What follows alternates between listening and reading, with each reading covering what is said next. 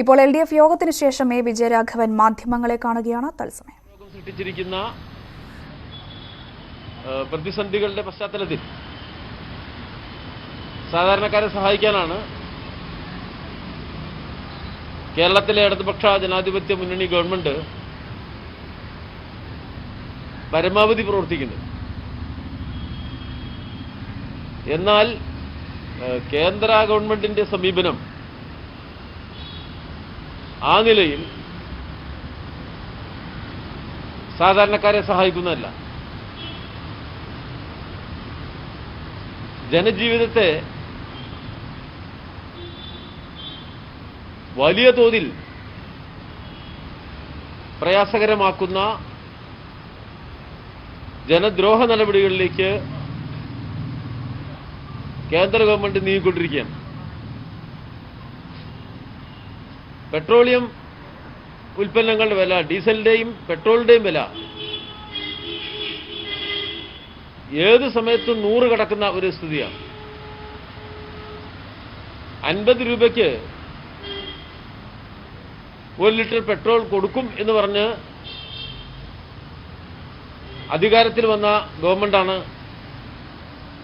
കേന്ദ്രത്തിലെ മോദി സർക്കാർ. ഇപ്പോ 5 സംസ്ഥാനങ്ങളിലെ തിരഞ്ഞെടുപ്പ് ഫലം പ്രഖ്യാപിച്ചതിന് ശേഷം 31 തവണ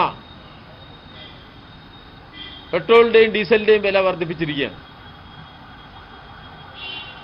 കഴിഞ്ഞ ഒരു മാസം മാത്രം വില വർധനവ് 3 രൂപയിലധികമാണ്.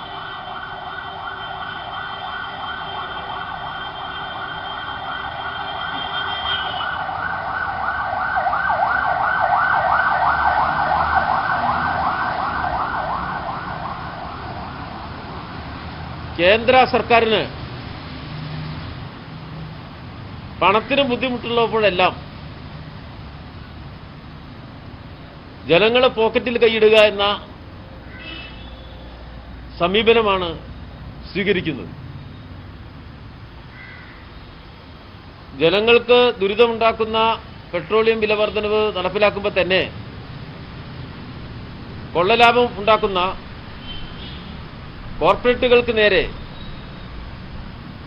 കൈവെക്കാൻ കേന്ദ്ര സർക്കാർ സന്നദ്ധരാവുന്നില്ല. അതുകൊണ്ട് തന്നെ ഈ കോവിഡ് കാലം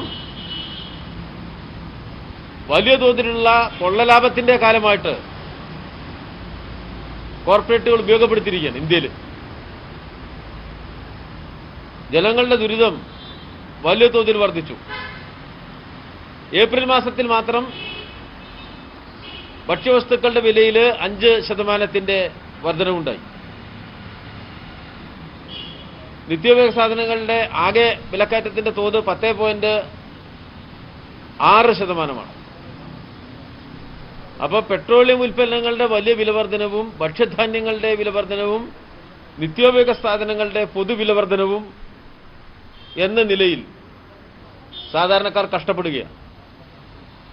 തൊഴിലില്ലായ്മയുടെ തോത് ഏറ്റവും കൂടുതൽ വർദ്ധിച്ച സന്ദർഭവും ഇതുതന്നെയാണ്. സ്ഥാപനങ്ങൾ അടഞ്ഞുകിടക്കുകയും ഉള്ള വരുമാനം കുറയുകയും ചെയ്യണം. ഇത്തരം ഒരു സാഹചര്യത്തിൽ ശക്തമായ പ്രതിഷേധത്തെ രൂപപ്പെടുത്തണം.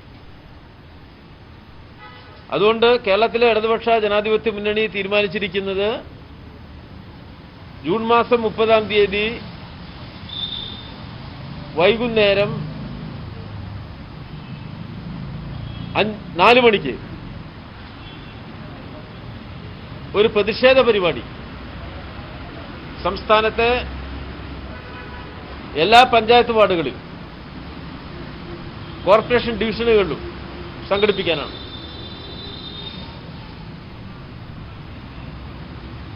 ഈ ജനകീയ പ്രതിഷേധത്തിൽ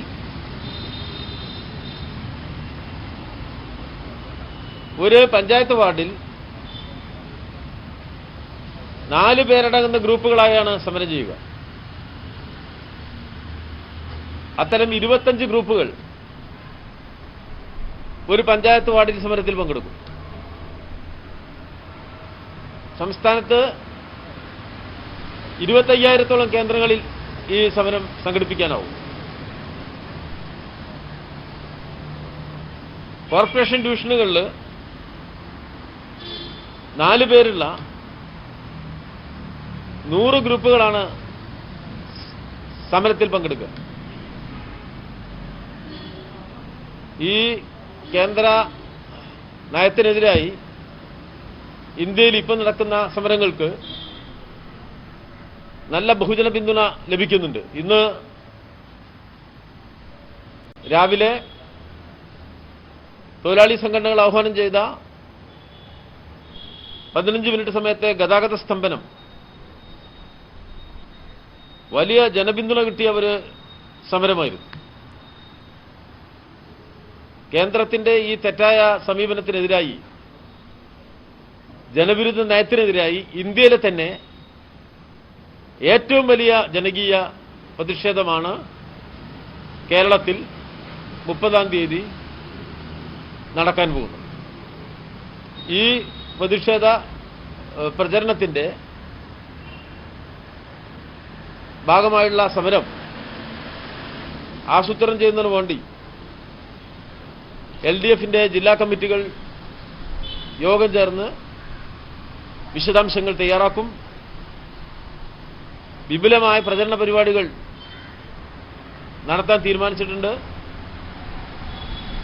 കേന്ദ്ര നയങ്ങളെ വിമർശിക്കുന്ന പ്രത്യേക പോസ്റ്ററുകൾ പൊതുവായും സാമൂഹ്യ മാധ്യമങ്ങളിലും പ്രചരിപ്പിക്കണം എന്നും തീരുമാനിച്ചിട്ടുണ്ട്. ഇതാണ് ഒരു പ്രധാന തീരുമാനമായിട്ട് ഇന്നത്തെ LDF യോഗം എടുത്തിട്ടുണ്ട്.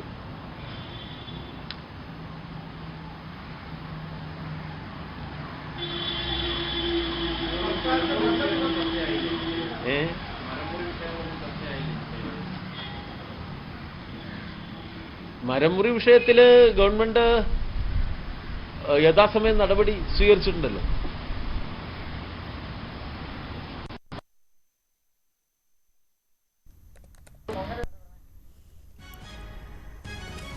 LDF convener A. Vijayaraghavan LDF യോഗത്തിന് ശേഷം മാധ്യമങ്ങളെ കാണുകയാണോ? ഇന്ധന വില വർധനവിനെതിരായ പ്രതിഷേധം ജൂൺ 30 വൈകുന്നേരം 4 മണിക്ക് പ്രതിഷേധ പരിപാടി സംഘടിപ്പിക്കുമെന്ന് ഇപ്പോൾ LDF കൺവീനർ A. വിജയരാഘവൻ വ്യക്തമാക്കിയിരിക്കുന്നു. എല്ലാ വാർഡുകളിലും പ്രതിഷേധ പരിപാടി നടക്കും.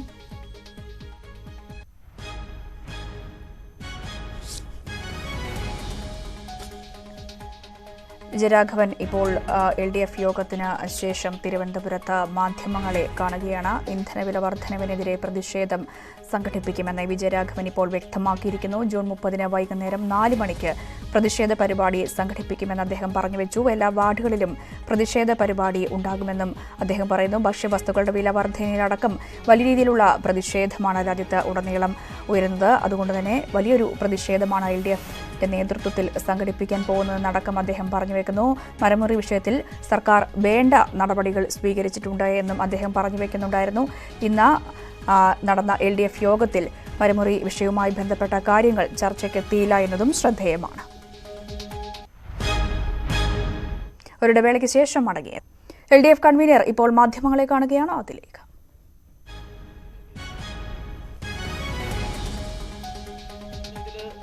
സംസ്ഥാനങ്ങൾക്കും കേന്ദ്രത്തിനും വ്യത്യസ്ത വില എന്ന് തന്നെ ഈ കേന്ദ്ര ഗവൺമെന്റ് തീരുമാനിക്കേണ്ടായി.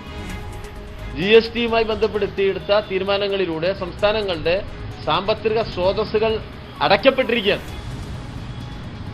ആ വിഷയങ്ങളാണ് പ്രധാനം. സംസ്ഥാനങ്ങളുമായിട്ട് ബന്ധപ്പെടുത്തി പെട്രോളിയം വില വർധനവ് എന്നത് കേന്ദ്ര തീരുമാനത്തിന്റെ ഭാഗമായിട്ടുള്ളതാണ്. സംസ്ഥാനം തീരുമാനിക്കുന്നതല്ല പെട്രോളിന്റെ വില. അപ്പോ കേന്ദ്രത്തെ ന്യായീകരിക്കുക എന്ന നിലപാടാണ് കേരളത്തിലെ UDF പ്രതിപക്ഷം സ്വീകരിക്കുന്നത്. ഒരിക്കലും BJP-ക്കെതിരായ നിലപാട് സ്വീകരിക്കാൻ അവർ തയ്യാറാവുന്നില്ല. BJP-യെ വിമർശിക്കാൻ മടിയുള്ള ഒരു കോൺഗ്രസ്സാണ് കേരളത്തിലുള്ളത് എന്ന് നമ്മുടെ എല്ലാവരുടെയും അനുഭവത്തിലുണ്ട്. അതാണ് വസ്തുത.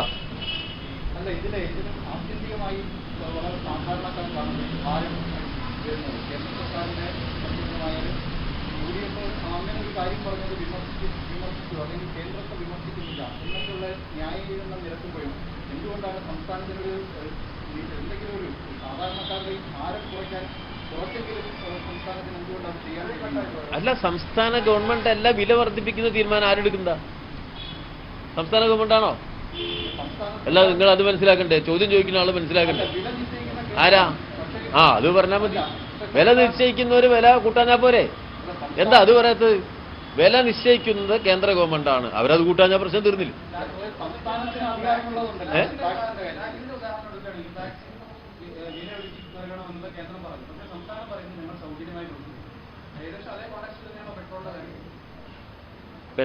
വാക്സിൻ എന്ന് പറഞ്ഞാൽ ഒരു ജീവരക്ഷ കുത്തിവെക്കുന്നതിന് മരുന്നുമായിട്ട് ബന്ധപ്പെട്ടൊരു കേസത്. പെട്രോളിന് എല്ലാ ദിവസവും രാവിലെ കേന്ദ്രം വില വർദ്ധിപ്പിക്കുക, എല്ലാ ദിവസവും ഞങ്ങൾ കുറയ്ക്കാം. ഇനി ലോകത്ത് ഞാൻ ആദ്യം പറഞ്ഞല്ലോ, സംസ്ഥാനങ്ങളുടെ വരുമാനത്തെ കുറയ്ക്കുന്ന നയസമീപനം കേന്ദ്രം തുടർച്ചയായി സ്വീകരിച്ചതിന്റെ പൂർണ്ണതയിൽ കാര്യത്തിലുണ്ട്. അത് മനസ്സിലാക്കാത്ത ചില സുഹൃത്തുക്കൾ പത്രക്കാരുടെ ഇടയിലുണ്ട്. പത്രക്കാരുടെ ഇടയിൽ ഇത് മനസ്സിലാക്കാത്ത ചില സുഹൃത്തുക്കളുണ്ട്. അവരിത് ചോദിച്ചുകൊണ്ടേയിരിക്കും.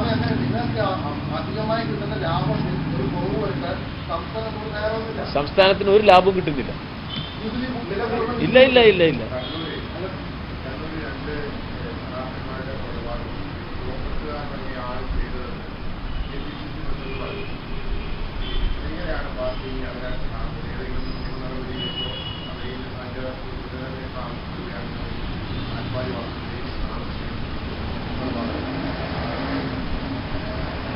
എന്താ പറഞ്ഞ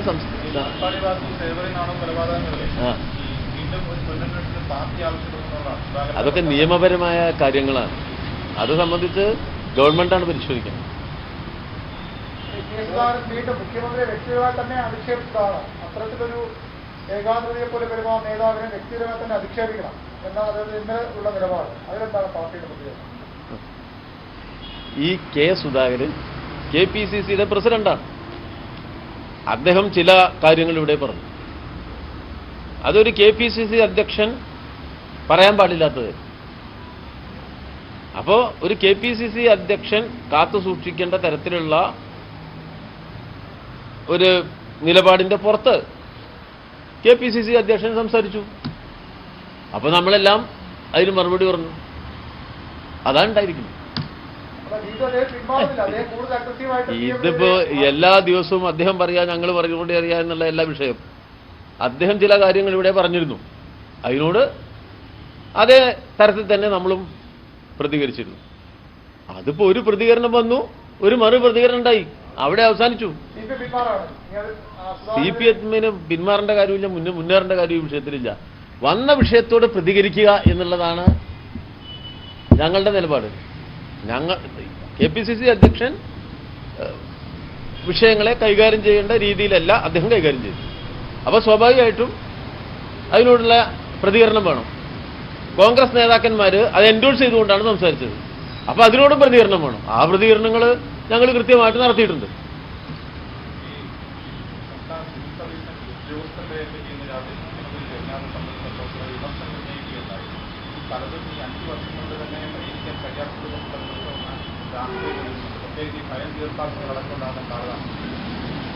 എല്ലാ ഗവൺമെന്റ് വേഗത്തിൽ പ്രവർത്തന നിരതമാവേണ്ടത്. വലിയ പ്രതീക്ഷകൾ കേരള സമൂഹത്തിന് ഈ പുതിയ ഗവൺമെന്റിലുണ്ട്. വർദ്ധിതമായ ജനപിന്തുണയോടുകൂടിയാണ് ഗവൺമെന്റ് അധികാരത്തിലേക്ക് വന്നിരിക്കുന്നത്. ജനങ്ങളുടെ മുന്നിൽ ഗവൺമെന്റ് വെച്ച വാഗ്ദാനങ്ങളുണ്ട്. ആ വാഗ്ദാനങ്ങൾ വേഗത്തിൽ പാലിക്കാൻ നമുക്ക് ഭരണയന്ത്രത്തെ സജ്ജമാക്കേണ്ടത്. ആ താല്പര്യത്തിന്റെ അടിസ്ഥാനത്തിലുള്ള പരാമർശനങ്ങളാണ് മുഖ്യമന്ത്രി നടത്തിയത്.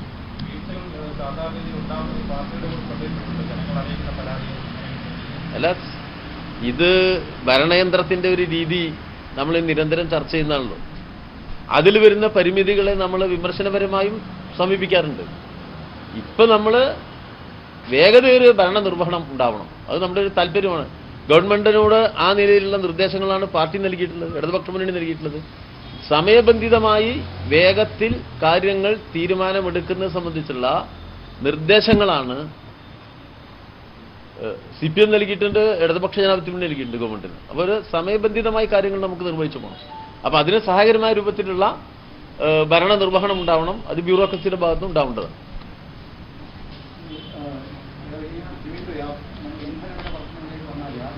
സംസ്ഥാനത്തിന്റെ നികുതി കുറയ്ക്കേണ്ട വിഷയം LDFന്റെ പരിഗണനയ്ക്ക് വരേണ്ട നിങ്ങള് ഈ ഇന്ധന വില വർധനവ് എങ്ങനെയാണെന്ന് നിങ്ങൾക്ക് അറിയില്ല. അതുകൊണ്ടാണ് ഈ ചോദ്യം. ഇന്ധന വില എങ്ങനെയാണ് നിശ്ചയിക്കുന്നത്? അല്ല, എങ്ങനെയാണ് ഇന്ധന വില നിശ്ചയിക്കുന്നത്? എങ്ങനെ എണ്ണ കമ്പനി എങ്ങനെ നിശ്ചയിക്കുന്നത്? എങ്ങനെ അവരുടെ അതിനനുസരിച്ച് ക്രൂഡ് ഓയിലാണോ? ക്രൂഡ് ഓയിൽ ഇങ്ങനെ നോക്കിയിട്ട് നിശ്ചയിക്കണം. പിന്നെ ചോദ്യത്തിന് മറുചോദ്യമുണ്ട്. ചോദ്യം ശരിയായ ചോദ്യം വന്നില്ലെങ്കിൽ പിന്നെ മറുചോദ്യം സ്വാഭാവികമാണ്.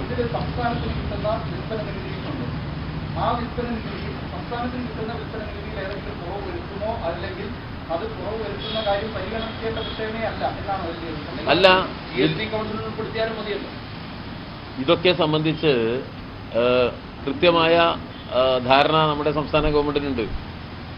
പെട്രോളിയം ഉൽപ്പന്നങ്ങളുടെ വില വർദ്ധിപ്പിക്കുന്ന കേന്ദ്ര ഗവൺമെന്റിനെ ന്യായീകരിക്കുന്നതിന് വേണ്ടിയുള്ള ചില പ്രവർത്തനങ്ങൾ നടത്തുന്ന മാന്യ സുഹൃത്തുക്കളുണ്ട്. അതിൽപ്പെട്ട ഒരു മാന്യ സുഹൃത്തിന്റെ ചോദ്യമാണിത്. BJPയുടെ ഈ വിലക്കയറ്റത്തെ പിന്തുണക്കുന്ന ഒരു മാന്യ സുഹൃത്തിൻ്റെതാണ് ഈ ചോദ്യം. അതിന് നമുക്കെന്താ ചെയ്യാൻ കഴിയുക? കേന്ദ്ര ഗവൺമെന്റ് വില വർദ്ധിപ്പിച്ച സംസ്ഥാനം വില കുറക്കണമെന്നല്ലേ? അത് അസാധ്യമായ കാര്യമില്ല.